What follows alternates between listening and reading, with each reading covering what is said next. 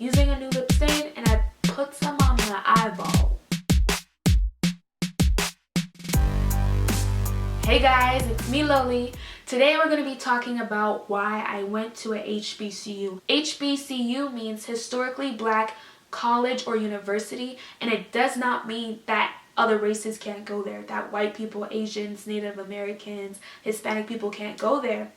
It means that it was founded for the purpose of teaching black slaves who were not allowed to get an education at different institutions that did have other cultures there. So to start off, in high school I went to a predominantly white and Asian institution here in Southern California from 5th grade until 12th grade. And before then I had been homeschooled. It wasn't an affirming place to be in. Not a lot of people looked like me and no one wanted to look like me. We went to my university for their annual possible student orientation type of weekend.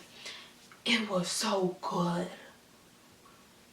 Oh, the music was gospel, drums, they had chants, they were doing dances. The teachers were good. There was so much spirituality.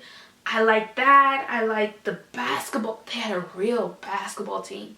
And you know, after you go to a school for a while, you're like, okay.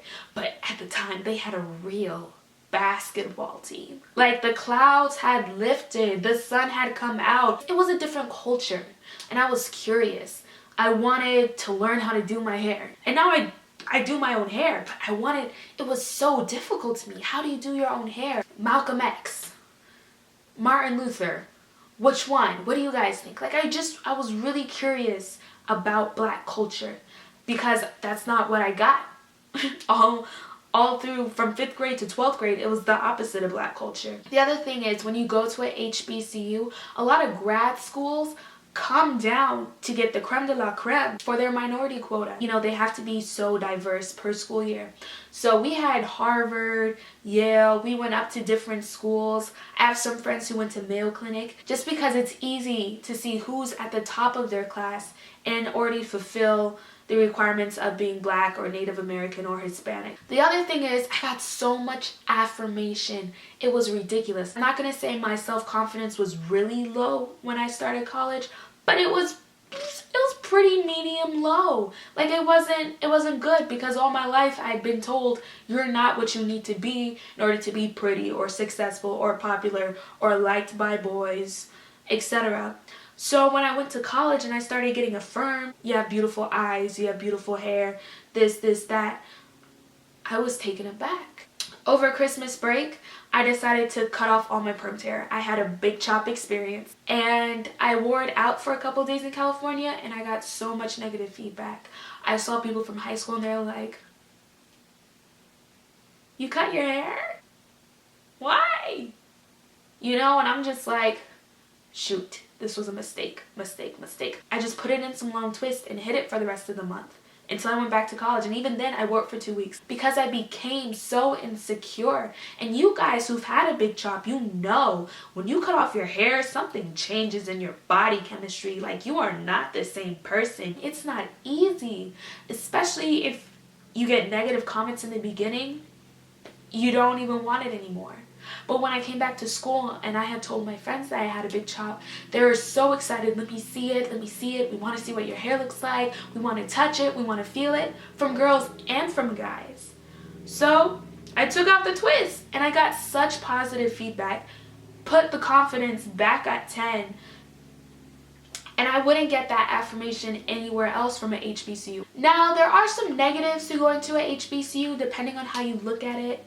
The curriculum can get repetitive if you're taking African American history, African American literature, history of the African peoples, literature of the African peoples, African American spirituals, all in one semester, or even over the course of a couple years. I enjoyed it, and I know some of my classmates didn't, but that's mostly because a lot of them had grown up in black schools and were used to it. But for me, I was soaking it up. A lot of people also complain about the lack of ethnic diversity. There's not too many different ethnicities. We have black, Hispanic, and I think a couple white people, like 2 or 3, and they're off campus. It's a small school though. But the thing is, we abound in nationality. and nation diversity. I have friends from Canada, Bahamas, Bermuda, New York, Florida, London, Kenya, Nigeria, all over the place. So there's no lack of culture.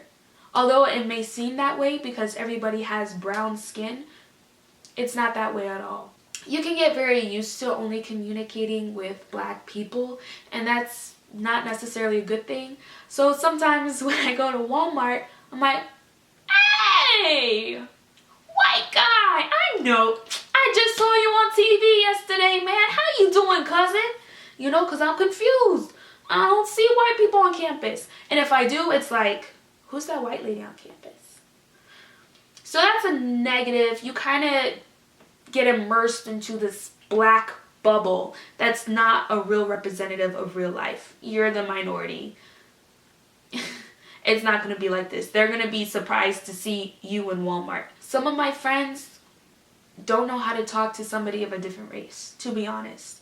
They don't know how to communicate with them or what to relate with them about. So that is a negative, the fact that you don't get that much exposure, but there are opportunities too. The last thing that I hear a lot of complaints about is black poems, and I guess I could be accused of this as well. Like, you could throw me under the bus, but we talk about black poetry a lot, or we talk about blackness in our poems, or slavery, or what it means to be black, or black problems, black hair, etc.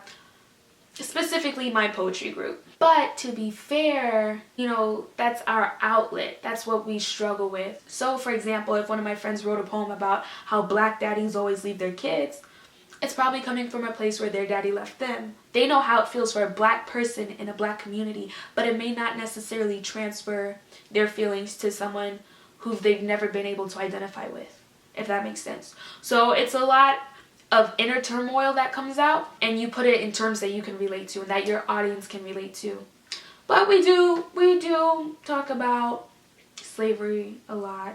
So that's my HBCU story. Comment below if you went to a HBCU and you know what I'm talking about a little bit, or if you never went to a HBCU or you wanted to.